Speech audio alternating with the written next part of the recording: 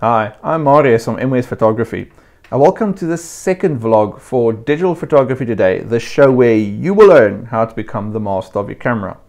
Now, I received some comments from last week, our first vlog, and before I answer those comments, I just first want to tell everyone when Season 2 is going to continue, and that's going to be on the 22nd of July, so make note of that because there's still a lot more cool stuff to come. So that's going to be on the 22nd of July. Okay, then on last week's episode, I got a few comments and some interesting thing happened because of those comments. And it's also a different approach when I'm answering something like this than typing. It feels more personal when I'm reading something and answering it instead of just sitting there and typing it. So the first comment is from Esam, I hope I pronounce your name correctly, and he actually had two comments. It's a two-parter. The first says, "Thanks Marius, I really learned a lot of things about photography and it's because of you. Thanks again and peace." I see I haven't actually liked it, so I'm gonna just like it now. And then it's a pleasure, Esam. I'm really glad I could help and that you enjoyed the videos. Lots more to come. Okay, now the second comment brings me to a discussion point, and it says, "I'm just a beginner, but I really want to know which camera should I buy, the Canon 600D or the Nikon D3100, and what is the best to begin photography with?" Now this is a tricky one because I don't work at a camera store or really need all the knowledge of all the cameras out there every day with what I do. So if I was at a camera store, I would need information, all the cameras, so that I could better sell that camera. So when I need information on a camera, I just go on the internet, go to like DP Review, unless I actually get a camera that's given to me to review, like with the first video I did for the SX50HS, that review video, I was given a camera and then I could play with it. So if I don't have a camera to play with, when I need information on a camera, I just go to DP Review. It's quick, they've got all the specs there. You can also compare cameras to other cameras. It's a really very cool site. So Esam, I can't answer the question for you because I haven't actually sat down and said, here's a 600D, here's a D3100, which one is best? This one's got this one's got that. I don't have an answer. But what I'm going to give you might be worth more because this will make you, how can I say, hopefully make a decision easier on which camera that you might want to buy in the end. Okay, now Canon and Nikon, some people love Canon, some people love Nikon. So what you can do, you've now watched all my videos, and like you said here, you've learned a lot of things about photography, and it's because of my videos. So now you've learned what shutter speed is, you've learned what aperture is. So you know on the camera what shutter speed is, what aperture is, where you can find it on the camera.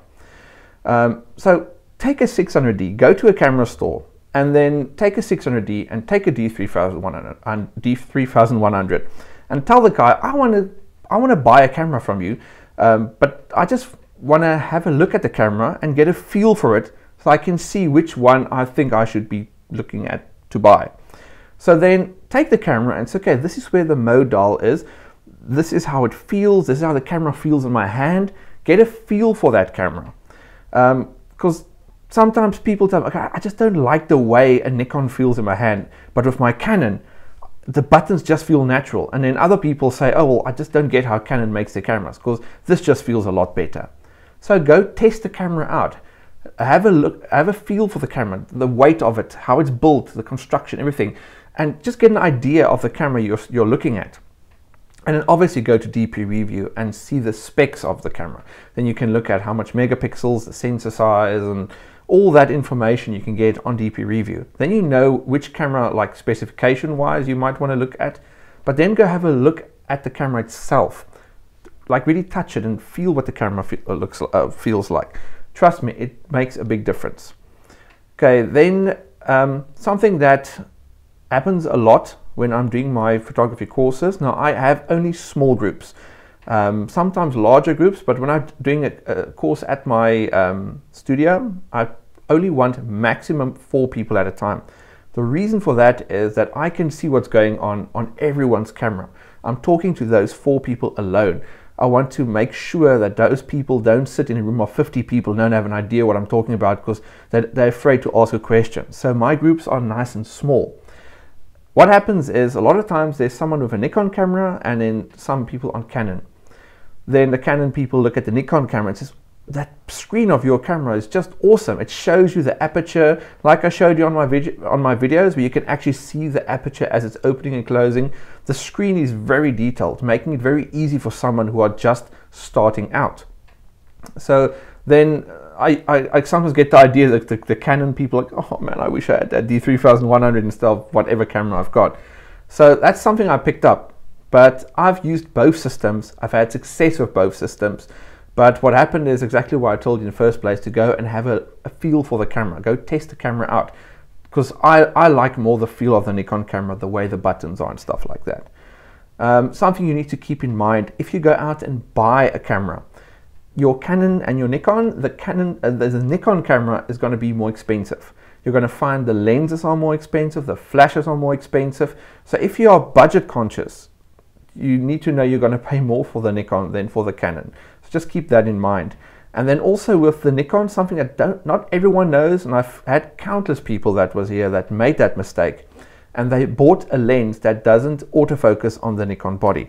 So what happens is the Nikon, they're like the 3000 range and the 5000 series of cameras, they don't have built-in autofocus motors in the body, or Canon has.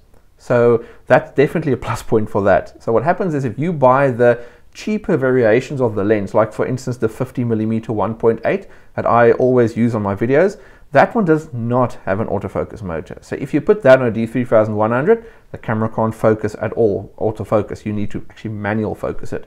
And with that type of apertures, it will be best if you can use your autofocus. Then you need to buy a lens that's almost like twice the amount of money. So just keep that in mind when you buy that. Nikon will be more expensive than Canon. So that's 3 things I can tell you now that's hopefully answering your question or giving you a new direction as to how you need to decide which camera you're going to get. But both systems are good systems to start with. It's not, none of those two are bad options to start with if you want to start with an SLR camera. Okay, so SM, you can comment on the video if you want to, on this one or the previous one, if this answered your question. Then this hopefully is going to be something that I hope will become big. This comment, I don't know what your real name is, because yeah, but good idea. Maybe you should get a Facebook page where people can upload the pictures and post ideas. This is an awesome idea. I could not reply. I had to just like the comment because I couldn't reply to the comment. A lot of times in my YouTube, the comments, it has an option that says linked comment. I have no idea what that is, but usually then I don't have a reply. So you'll notice if you look at the screen grab at the moment on the screen, you'll notice there is no reply button below that message. So I get that a lot. So if I don't reply to someone's comment, it's because I couldn't. It doesn't allow me to reply. So this is an awesome idea, and I did exactly that. So if you look on the screen, you can see the Facebook group I created, and there's already some activity in there, and I hope this will become a very big group with lots of activity in there that will really help people learn that much more about pictures or about their photography. So you just join the group. The reason I made a group, I've noticed on Facebook pages that if you comment on it, it takes the comment to a different place, a different space on the page. So usually the creator of the page can have all the posts in the page, but anything that people comment on the page or like post on that page goes to a different section, and you can't always see that unless you actually go to comments from other users. I can't remember what they call it now, but if you have a group, then everyone is commenting and posting. Everything is in the main, I don't know what the word is now, but in the main view, if that's the word I'm looking for. So I created the group.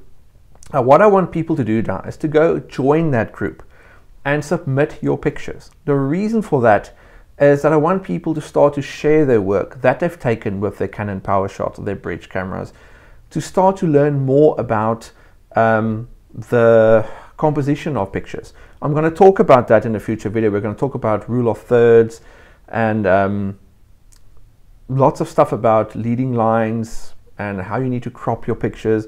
We're going to talk about that in future episodes, but that's something I want to start to move towards that group, so that when you guys put up pictures, you too can comment on other people's work. I don't have time to go to every picture and comment on every picture, so this is where I want to involve everyone who's watching the show. Get to know each other. Post your images in that group. A lot of the people will be using SX50 cameras and Nikon D3100s, people who found the show because of that camera, and lots of other camera users as well. And you'll be able to talk about your pictures and your experience of taking that picture.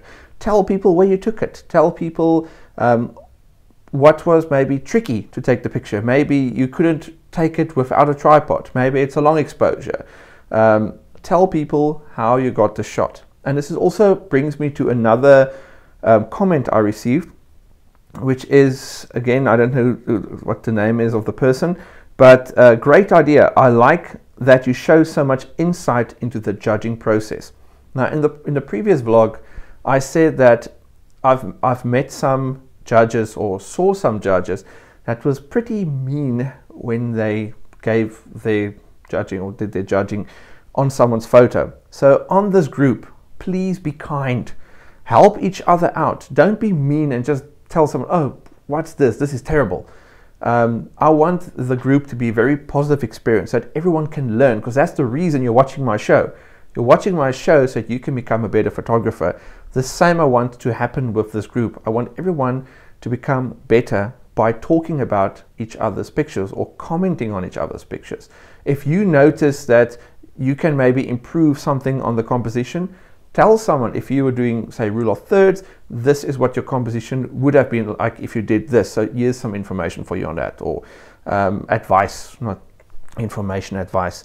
So give everyone, give each other advice on the pictures. Comment on each other's work, but be positive about it, and it will just become a very nice hangout place, and everyone can talk about the pictures and about stuff that happens on the show. I'm also gonna I'm gonna share the videos as well to that group as well, so everything's going to be in one space. Okay, then I have added another comment from Razar. I'm sure you're getting a lot of comments like this, but I have to say your show is simply amazing. Keep up the great work. This is my profile on National Geographic's Your Shot, and I would like if you commented on my shots. Now, I've already replied on that message, or on that comment, and again, thanks, and it's a huge pleasure. I'm glad I can help, and comments like this really make it worth it in the end, because then I know people really are learning, and the hours I spent to record these videos are worth it. And yeah, it's just, it warms the heart. I don't know what else to say. Okay, so about your pictures being on National Geographic, I looked over it. I also commented about one, but again, put your pictures. This is Razar, where you must now, what you must now do. Go to the Facebook page. The link will be in the description. Go to the Facebook page or the Facebook group, join it, and start to post your pictures there. And it's up to everyone who's watching the show now to make this group really work. Because if you're not going to be posting pictures, it's just going to lie there and it's just going to die down. So I want it to be a place where people can really enjoy sharing their work. And then there's also a second comment from Razar. And also, if you're looking for ideas for more episodes, I see these great images of the Milky Way, moon, and other space stuff people post on blogs. I'd be very thankful if you could cover night sky photography in an episode. Thanks a lot. It's something I might look into. The problem is, where I'm living in Cape Town, it's so bright, the city lights, that you don't really see that much detail of the sky to really get that awesome pictures. You need to drive out pretty far to go take pictures like that. So it's something I've been thinking of doing, but haven't gotten around to it. So If I do find myself doing an expedition, like just going out road trip to do something like that, I think I'll record a YouTube video of that experience as well. So you never know, I might just cover that. Okay, so that's all the comments that I've received so far. Thanks everyone who did comment. I hope there'll be more comments even in this vlog. So that's that for this episode, and I'll hopefully see you again next week, otherwise the week after that. But on the 22nd of July is when we're gonna continue with the second part of the show. So if you enjoy these episodes and you haven't yet subscribed, what are you waiting for? Press that subscribe button, and then I'll see you soon. Bye.